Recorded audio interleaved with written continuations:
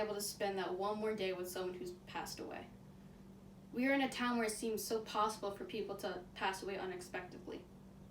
Sometimes you just want to have that one more conversation with them to gain closure and heal. The technology of virtual reality is becoming more advanced day by day. We need to know how it works and the pros and cons of it, especially when visiting people who are not with us anymore. I want to inform you about the history and how virtual reality works, along with the advantages and disadvantages that come along with it. In this presentation, I want to tell you about the history and the background of virtual reality and the pros and cons that come with it, especially when dealing with visiting people who have passed away. Many people think that VR is a new thing, but actually this idea stems back from the 1900s. As stated in fi.edu, Jared Lanner coined the term virtual reality in the mid-1980s. He included developing gear, including goggles and gloves. However, before Lanner, Marto Hinglin, also known as the king of virtual reality, wanted people to feel like they were in a movie. He started the Sensorama experience in 1956. It was a simulation of a real city environment where you would ride through on a motorcycle.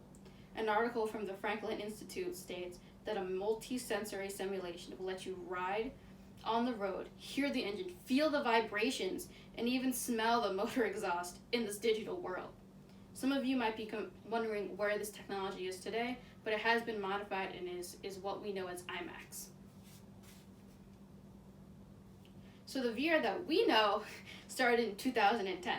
The VR headset is also a head-mounted display, or HMD. Filmaura.com states the VR headset black out the outside and present a whole new view for the user. O'Boyle in 2019 states that the VR we are talking about is something created by computers that allow you to experience and interact in a 3D world that doesn't exist. The display is typically split into two screens for your eyes. Is typically split between two screens for your eyes and forms a 3D effect and a stereo sound, which altogether uses input tracking to be able to create a virtual world generated by the computer. I actually have an old version of an Oculus here. This is a Samsung Gear Oculus from a while ago, like a few years ago, that I got for Christmas. As you can see, there are two lenses on the outside and on the inside, kind of like my glasses. And when you put them on, it comes into one frame.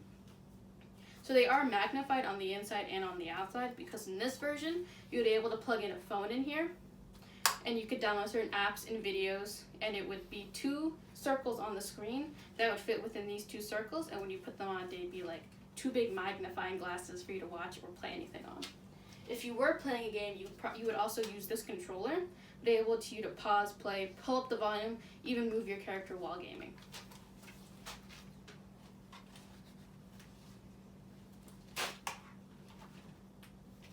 Many of the headsets that you see today are usually plugged in for computers or in consoles. There are some advantages to using VR to visit people who have passed away. Using VR is an advanced piece of technology. It seems to be all over the place today.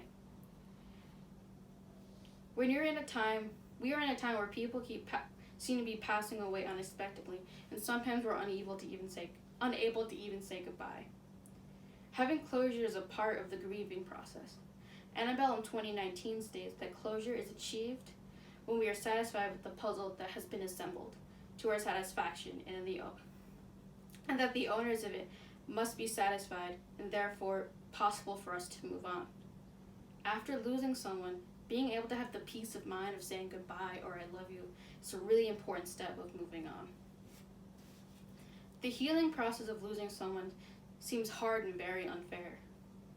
The use of virtual reality is not to relive your life with the person who's passed away, to give you a way to heal and maybe help you remember them. Nick Stargrove and Steve Karotis, the owners of Project Asylum, were asked why they started a program that allowed them to visit their fathers in VR. Stargrove responds, "What if I never got a chance to say goodbye? What if I feel like I'm forgetting him? Sometimes I have a panic attack sometimes I have a panic attack that I'm forgetting what he looked like, and the photos aren't enough. Being able to hold his hand or just sit next to him is sometimes enough for me to move on. Stargrow and Karatis started a program that allows visitors to allow them to visit their late fathers and hopefully be able to share their project with others. Their project did start in 2016, but however, they are having trouble financially and with technology to get it to where it is today. They have had a few prototypes, but it doesn't seem to be going anywhere. But as of 2020, they should be on track to have probably a program in the next 5 or 10 years. As great as it may seem to see a loved one who's passed away, it is also damaging to your life habits and your mental health. As important as it seems to be with someone, it is also important to know the harms that come with it. Addiction can stem from anywhere. Getting addicted to the use of virtual reality can trigger some harms, including behavioral and emotional addiction.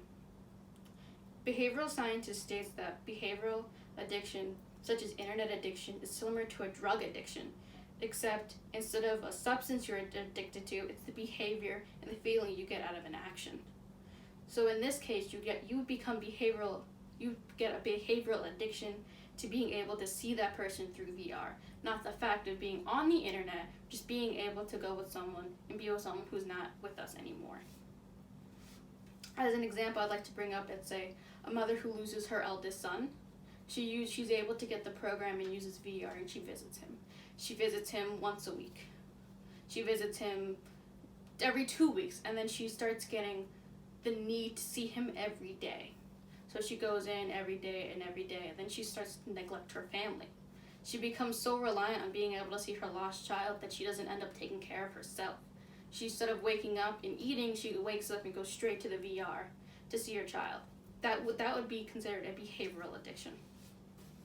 An emotional addiction can be just as dangerous as a behavioral one. N states in 2018, an emotional addiction is when the body becomes dependent on their own chemical responses. Addiction usually means being addicted to an external source like food or sex, but in this case, you're becoming addicted to an internal chemical that your body makes. So let's say we talk about the mother again. She's still addicted to seeing her eldest son, but at this point, her emotions have changed. She's only giving emotions to the son that she lost on VR. She might have other kids or a husband or friends, but she's numb to it. All she can think about is going to her son on the VR. That would be considered an emotional addiction. I hope I was able to inform you about the craziness of virtual reality and visiting people who have passed away. It is an important topic, and I think maybe we can be able to stabilize it in the future, but as of right now, it seems to be a distant fantasy. I would like to restate my points. We talked about the history of VR, where it came from and where the word stems from, and how it works, of how the technology and programming can be worked.